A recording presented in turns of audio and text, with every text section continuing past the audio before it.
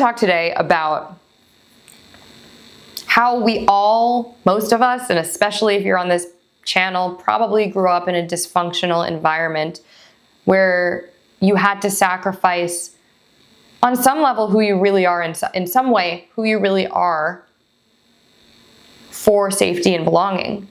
And this is true even for people who grew up in loving homes. It doesn't really matter if you were loved or not. That doesn't mean there wasn't dysfunction or emotional danger.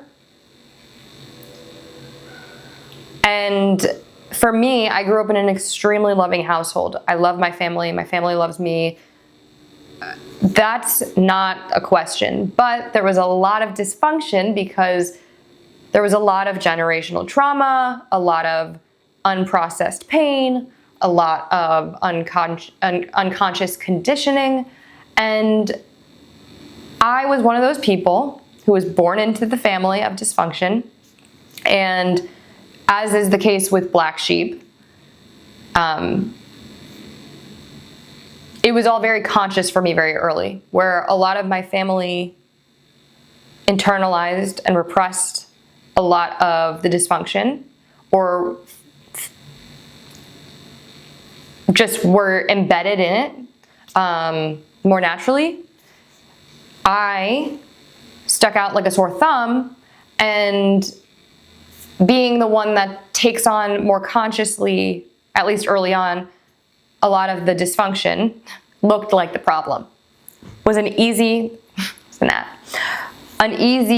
target, as I'm going to avoid what's going on here in me, even though yes, loud, chaotic, clearly problematic, it's all coming from her. Sorry, I think you got a little confused there. I'm just the mirror. Just the mirror. That is the black sheep for you. The black sheep is the one that everyone sees. It's the one that doesn't blend into the system. It's the one that shows the system, the dysfunction, glaringly at everyone. And it takes a very self-aware, very healed and healthy person to look at the black sheep and say, oh, let me look at in the mirror. And by the way, this is not to discount that I didn't have my role, and that I didn't have my problems, and that I didn't contribute at the time, but I wasn't the problem. The black sheep cannot be responsible for the whole thing. They were born into a role to take on the dysfunction in a conscious way, and either work through it and heal it, and heal generational trauma to create a new legacy in the family. Or sometimes black sheep end up, unhealed black sheep. It's usually they're the people who will be, just louder in their dysfunction. And if it's not resolved, then they'll continue to play that role in the family. But they have the opportunity also to build something new, to transmute not just their own pain, but the pain of generations and generations before them. So if you are the black sheep in your family, or if you are someone else in a different role, originally I made this video, I started this video talking about all the identities that we take on coming from dysfunctional environments. And I'm not really sure which route I'm going with it, because I was going to make a video on the black sheep archetype, because that's kind of what I was growing up. And I think there are a lot of black sheep out there who I see you and I get you, and I know that's a hard, I'm going to cry. It's a hard role to fill. Souls that choose that role, yeah. But we're the ones that transmute it, We're the ones that activate free will and reshape our lives and create something new. And often reshape the patterns and the dynamics inside the family. And that's pretty freaking awesome. But it has to start with us first. You were never the problem. Let me just make that blatantly clear. You were never the problem. You probably contributed in some ways. I certainly did. But I was never the problem. I was just an easy target. I was just an easy thing to deflect to because I was bright. I was loud. I was right there. Couldn't miss me. I couldn't hide my baggage the way that everybody else does, you know? Other people can just like slide it under the rug like, nope, that doesn't exist. And then you're like, yeah, I see it. It's right there. And they're like, what are you talking about? You're all in my face. What are you talking about? And you're like, oh my God, no one gets it. And I'm not the problem, even though I have problems. It's hard. It's really hard. How does one even navigate that, right? Like, how do you get out of that? For me, it was leaving home. It was leaving home for sure.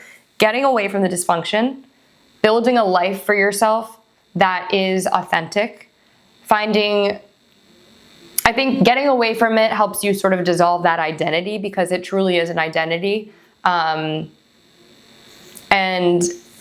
moving away from it, building new relationships with people that are healthier, more conscious, that help bring out a more healthy and conscious version of yourself. People who are going to be more self-aware and better boundaried, less unconscious patterns happening.